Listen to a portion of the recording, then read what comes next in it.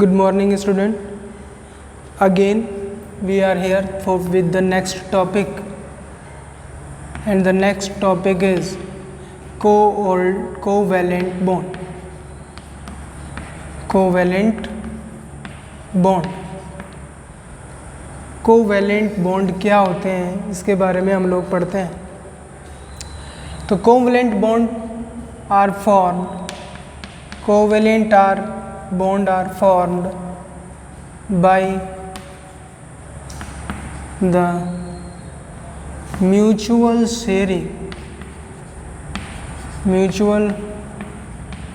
sharing of electron between the atoms. Atoms के बीच में जो म्यूचुअल शेयरिंग होती है इलेक्ट्रॉन की, यानी कि इलेक्ट्रॉन ट्रांसफ़र नहीं होते, कम्प्लीटली ट्रांसफ़र नहीं होते, तो उसे हम कहते हैं covalent bonding. Covalent bonding for an example कि, या हम लिख से फॉर एन एग्जांपल लिख लेते हैं फॉर्मेशन ऑफ हाइड्रोजन. हाइड्रोजन की फॉर्मेशन देख लेते हैं. तो हाइड्रोजन की फॉर्मेशन देखते हैं तो इसमें क्या होता है, एक हाइड्रोजन के पास केवल एक ही इलेक्ट्रॉन होता है. दूसरा हाइड्रोजन है उसके पास भी केवल एक ही इलेक्ट्रॉन है. अगर ये इलेक्ट्रॉन अपना ट्रांसफ़र कर दे, जैसे कि हमने पहले पढ़ा था आयनिक बॉन्डिंग में, तो इसके पास 0 इलेक्ट्रॉन हो जाएंगे. ऐसा नहीं हो सकता, ऐसा नहीं माना जाएगा. तो क्या होगा फिर भाई, फिर होगा ये कि ये जो इलेक्ट्रॉन हैं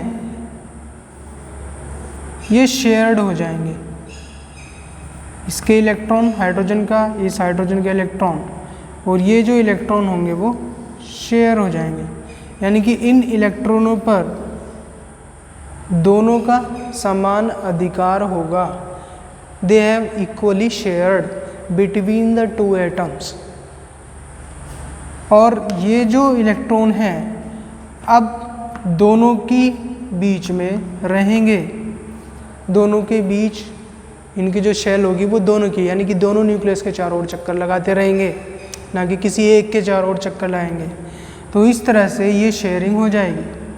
और ये जो बन जाएगा, चूँकि जो बॉन्डिंग हुई है एक एक इलेक्ट्रॉन की, यानी कि दोनों तरफ से एक एक इलेक्ट्रॉन, या हम ये कहते हैं कि ये जो शेयरिंग हुई है वो 2 इलेक्ट्रॉन की हुई है. 1 pair of electron are shared, then it is denoted by single bond between the atoms. Single bond between the atoms. बात ध्यान रहेगी. दूसरा एग्जाम्पल हम लोग देखते हैं फॉर्मेशन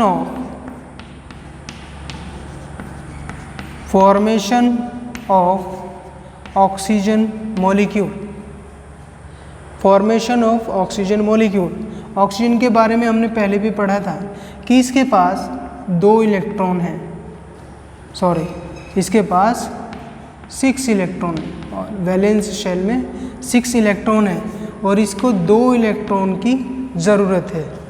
इधर दूसरा जो एटम है इसको भी 2 इलेक्ट्रॉन की ज़रूरत है और इसके पास भी 6 इलेक्ट्रॉन है.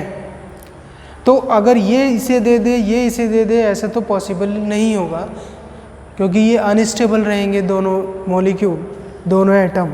तो क्या हो सकता है, ये हो सकता है कि ये जो इलेक्ट्रॉन हैं ये दोनों ही इलेक्ट्रॉन दोनों एटम के बीच में शेयरिंग हो जाए.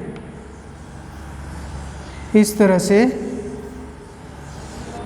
दोनों एटम के बीच में इलेक्ट्रॉन शेयर हो जाए.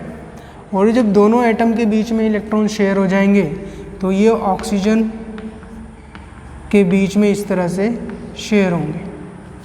चूँकि 2 पेयर्स ऑफ इलेक्ट्रॉन यहाँ पे शेयर हुआ है, तो इस वजह से इसके बीच क्या आ जाएगा, डबल बॉन्ड आ जाएगा और ये ऑक्सीजन मॉलिक्यूल्स कहलाएगा. ध्यान रखेंगे इस बात का. अब थर्ड एग्जाम्पल हम देखते हैं नाइट्रोजन मॉलिक्यूल का. फॉर्मेशन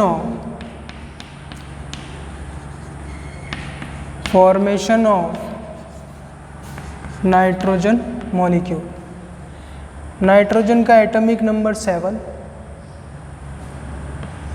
2 और 5। इसका मतलब इसकी वैलेंस शेल में 5 इलेक्ट्रॉन है। 5 इलेक्ट्रॉन 1 2 3 1 2 3 इस तरह से हो जाएंगे। ये नाइट्रोजन, इसके पास भी 5 इलेक्ट्रॉन। तो क्या होगा, ये इलेक्ट्रॉन शेयर्ड हो जाएंगे नाइट्रोजन एटम में। अगर देखेंगे तो 1 2 3 4 5 6 7 और 8, इसके पास भी 8 इलेक्ट्रॉन, और 6 और 8 इसके पास भी 8 electron.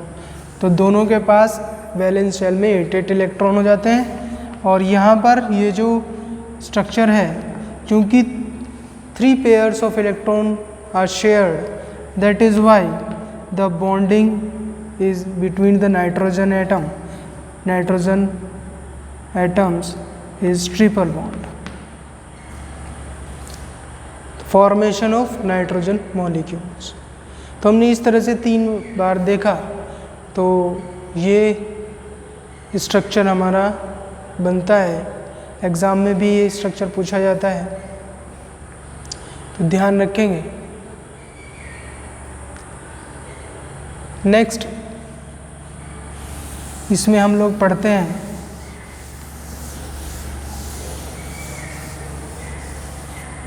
Polar and non polar bond. Polar and non polar covalent bond. Ionic bond को हम पोलर बॉन्ड भी बोलते हैं, ये ध्यान रखेंगे। आयनिक बॉन्ड चूंकि चार्ज होते हैं, चार्ज मॉलिक्यूल के बीच में होते हैं, इस वजह से उन्हें हम पोलर बॉन्डिंग कहते हैं। तो यहाँ पर भी पोलर बॉन्ड होता है, क्योंकि जो एटम्स हैं वो डिफरेंट इलेक्ट्रोनेगेटिविटीज़ के होते हैं। तो उनके बीच में जब बॉन्डिंग होती है तो उसे हम पोलर बॉन्डिंग कहते हैं। नॉन पोलर बॉन्डिंग जो हमने अभी पढ़े हैं, जो कि सिमिलर एटम्स के बीच में बॉन्डिंग होती है, उसे हम नॉन पोलर बॉन्डिंग बोलते हैं। तो नॉन पोलर के एग्जाम्पल हमने देख लिए। पोलर के एग्जाम्पल हम लोग एक बार देख लेते हैं। पोलर में क्या होता है, सपोज H और Cl के बीच बॉन्डिंग बननी है। तो यहाँ पर हमें पता है, जो टेबल में हमने देखी थी पीरियडिक टेबल, उसमें हाइड्रोजन एक साइड में है। अगर यहाँ पर ये पेयर है तो यहाँ पर हाइड्रोजन और ये क्लोरीन है। इधर साइड में पॉजिटिव आयंस होते हैं और इधर साइड में क्लोरीन जैसे है ये नेगेटिव आयंस होते हैं। यानी कि लेस इलेक्ट्रोनेगेटिविटी वाले आयंस एटम्स इधर हैं, मोर इलेक्ट्रोनेगेटिविटी वाले जो एटम्स हैं वो इस साइड में हैं। तो यहाँ पर इस तरह से स्ट्रक्चर हम समझ भी सकते हैं इनका, कैसे इलेक्ट्रोनेगेटिविटी होती है। तो H के पास एक इलेक्ट्रॉन होगा, उधर Cl के पास जो होंगे वो कितने होंगे, 7 इलेक्ट्रॉन होंगे। तो अगर सेम वही प्रॉब्लम है कि ये इसे अगर अपने इलेक्ट्रॉन दे दे या 7 ये दे दे, ऐसा पॉसिबल नहीं है, जैसे कि हम लोगों ने देखा था। तो होगा क्या, होगा ये इनके बीच में भी शेयरिंग होगी, एक इलेक्ट्रॉनों की शेयरिंग हो जाएगी, क्योंकि इसे एक इलेक्ट्रॉन चाहिए हीलियम का न्यूक्लियस प्राप्त करने के लिए, इसे एक इलेक्ट्रॉन चाहिए आर्गन का न्यूक्लियस प्राप्त करने के लिए। तो ये हम यहाँ पर इस तरह से ये बन जाएगा। तो इसके बीच में चूंकि 1 पेयर ऑफ इलेक्ट्रॉन का शेयरिंग हुई है, इस वजह से जो होगी वो सिंगल बॉन्ड बनेगा और ये Cl कहलाएगा। तो सिंगल बॉन्ड बना। अब प्रॉब्लम ये होती है, ये जो इलेक्ट्रॉन्स हैं ये बीच में नहीं रहते। ये इलेक्ट्रॉन्स कहाँ होंगे, ये मोर इलेक्ट्रोनेगेटिव आइटम्स की साइड में रहेंगे। मोर इलेक्ट्रोनेगेटिव आइटम्स कौन सा है यहाँ पर, क्लोरीन। Less electronegative hydrogen. तो इसके साथ जिस पर मोर इलेक्ट्रोनेगेटिव आइटम होता है उसकी साइड में इलेक्ट्रॉनों का झुकाव ज़्यादा होता है। तो ये पार्शली नेगेटिव बन जाता है, ये पार्शली पॉजिटिव बन जाता है। तो पार्शली देखिए, हमने जो ट्रांसफ़र ऑफ इलेक्ट्रॉन में लगाया था, जो चार्ज लगाया था, प्लस और माइनस लगाया था, यहाँ पर हम पार्शियल पॉजिटिव पार्शियली नेगेटिव लगा रहे हैं। तो पार्शियली जो वर्ड है, जो पार्शियली है, ये जो हमने लगाया डेल्टा जो लगाया है, इसका ये मतलब है पार्शियल। पार्शियल का मतलब होता है less than 1 unit, less than 1 unit. 1 unit charge कितना होता है? 1.6 इंटू 10⁻⁻19 कूलम, ये होता है। तो अगर इस पे मिनिमम ये चार्ज आता है तो हम पार्शियली पॉजिटिव या पार्शियल चार्ज नहीं लगाते, पार्शियल नहीं लगाते। जैसे कि Na पॉजिटिव और Cl नेगेटिव पर था, क्योंकि इसने एक इलेक्ट्रॉन कंप्लीटली डोनेट कर दिया था तो इस पर पॉजिटिव चार्ज आ गया, इंडिपेंडेंट पॉजिटिव चार्ज। इसका इस चार्ज से कोई लेना देना नहीं है, इंडिपेंडेंट है। यानी कि इस पर जो चार्ज आया वो प्लस 1.6 इंटू 10⁻⁻19 कूलम था। इस पर भी जो चार्ज आया माइनस 1.6 इंटू 10⁻⁻19 कूलम है। लेकिन इस पर जो चार्ज है वो 1 यूनिट चार्ज से कम है। इस वजह से हमने इसे पार्शियल वर्ड का यूज़ किया है, पार्शियल सिंबलाइज किया। ये बात ध्यान रखनी, कंपटीशन में ये सवाल पूछा जाता है कॉम्पिटिटिव एग्ज़ाम्स में, तो ये ध्यान रखेंगे। तो इस तरह से चूँकि यहाँ पर मॉलिक्यूल्स के दोनों साइड में पोलैरिटी क्रिएट हो गई, माइनस और पॉजिटिव क्रिएट हो गया, तो इस वजह से इसे हम क्या कहते हैं? पोलर बॉन्ड कहते हैं, पोलर बॉन्ड कहते हैं। यानी कि ये पोलर बॉन्ड है, ठीक है, पोलर कोवेलेंट बॉन्ड। जैसे कि मोस्ट ऑफ देम, जैसे कि हाइड्रोजन है, H2O मॉलिक्यूल है। अब हम ये देखें डिफरेंट मॉलिक्यूल्स हैं। तो हाइड्रोजन का जो चार्ज है, हाइड्रोजन के पास 1 इलेक्ट्रॉन है, ऑक्सीजन के पास 6 इलेक्ट्रॉन होंगे। इधर हाइड्रोजन है तो हाइड्रोजन इसे 2 इलेक्ट्रॉन हो गए, इधर ऑक्सीजन के पास 8 इलेक्ट्रॉन हो गए, काउंट कर सकते हैं। तो यहाँ पर क्या हो जाएगा? HO और H, partially negative partially positive, तो ये बॉन्डिंग बन जाती है, ये पोलर बॉन्ड कहलाते हैं। तो polar and non polar bonding समझ में आ गया। एग्जाम्पल इसके H2O भी है, ये NH3 है, ये भी इसी पोलर बॉन्डिंग का एग्जाम्पल है, ठीक है। H2S है, ये पोलर बॉन्डिंग है। मोस्ट ऑफ एग्जाम्पल जो हम कोवेलेंट बॉन्डिंग में पढ़ते हैं वो काफ़ी हैं, इनका स्ट्रक्चर आप बना करके देखिएगा।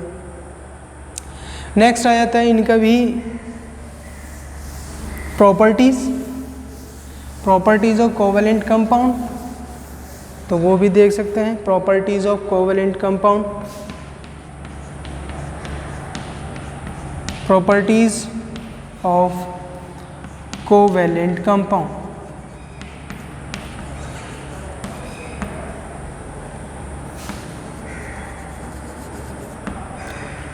First, they are not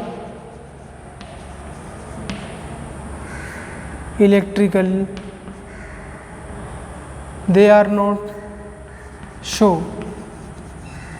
electrical conductivity, electrical conductivity,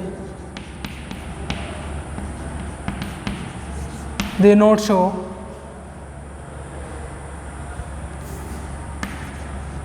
electrical conductivity, low melting and boiling point,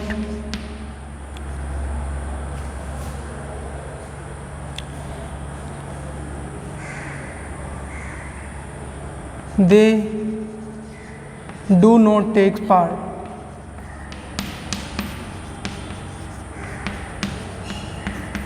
in ionic reactions, ionic reaction में पार्टिसिपेट नहीं करते हैं, जबकि जो आयनिक बॉन्ड वाले होते हैं, आयनिक कंपाउंड आयनिक रिएक्शन में पार्टिसिपेट करते हैं।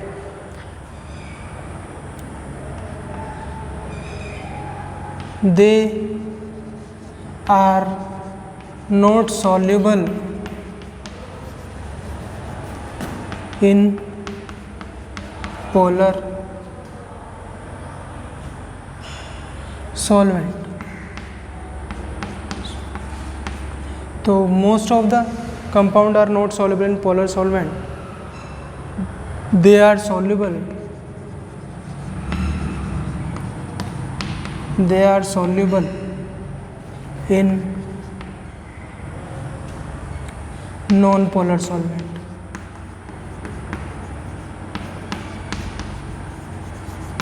ये ध्यान रखेंगे. नॉन पोलर लाइक बेंजीन है ना, इस तरह के जो सॉल्वेंट है उनमें ये होते हैं.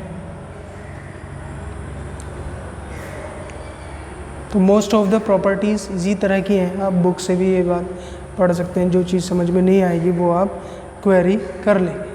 तो हमने 2 टाइप के बॉन्डिंग पढ़ी, तो ये बॉन्डिंग हम लोग ध्यान रखेंगे. चलिए ओके, नेक्स्ट क्लास में मिलते हैं.